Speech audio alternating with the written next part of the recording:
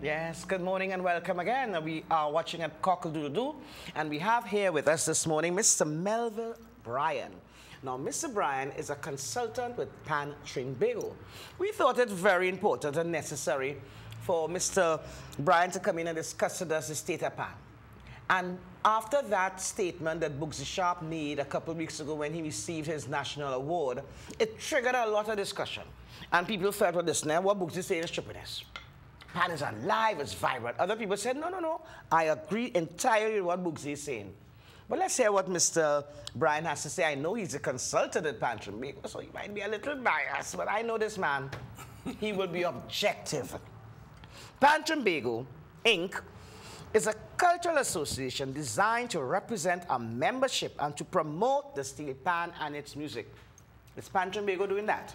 Yes, it is doing that. Oh, welcome, sir. Thank you very much. Now we are speaking about the statement that was made in respect of Pan being dead. It's ironic that as soon as somebody receives an accolade or award coming out of the existence of Pan, that you say it's dead. So I don't understand the rationale. Why was it said? There is so much happening in the world of Pan today that I accounted it a bit ridiculous to say that Pan was dead. Because of some of the accomplishments at Pantrinbago, that is why you... Not only at Pantrinbago, let us look at the wider world.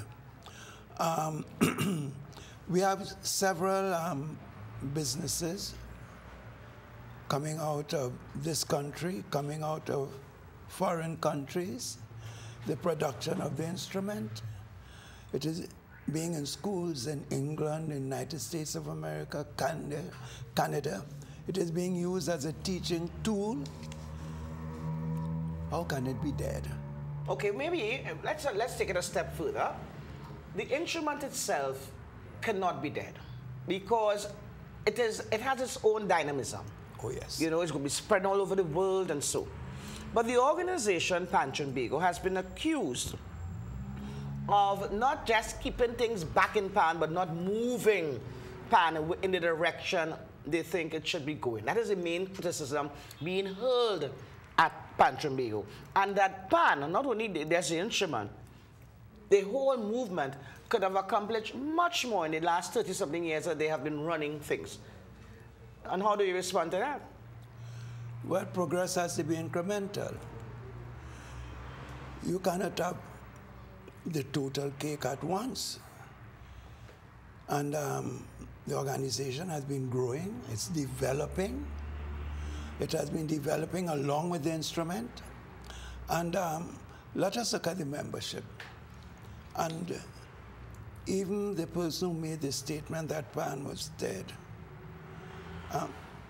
the opportunities for him to exhibit what he can do, the opportunities are there.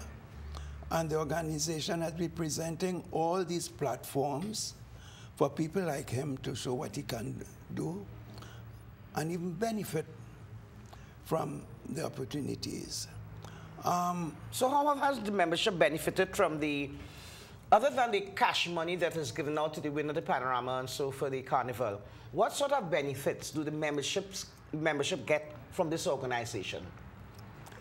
You know, traveling up to Port-au-Spain this morning, I smiled to myself and said, the biggest insurance company you have is Pantrinbago. Because the members pay, I will call it, you know, for a policy, you pay $25 a year, and there's so much more you get. Why?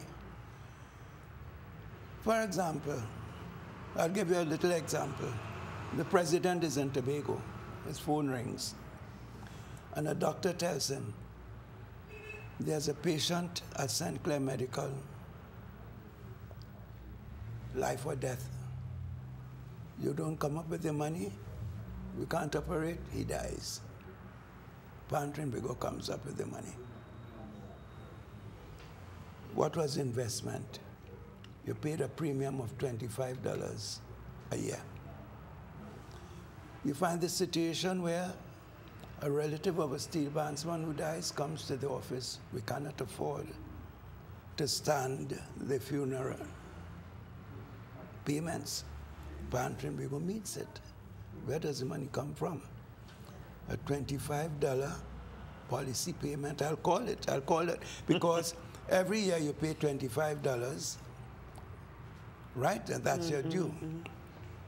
But when there's a problem, you get so much more than that. So I refer to Pantrinbago in that instant as a big insurance company where you pay a small policy and there's so much benefit you get. There are also courses that are offered to steel bandsmen, fledgling tuners, arrangers. You have courses throughout the year. So you are saying then that Pantrinbago is actually fulfilling their obligations to its membership, and I think we are fulfilling our mandate, and there's even more to be done. We don't stop there. We are mounting another symposium. We had one in the year 2000, an international symposium, and there's one to come later in the year again.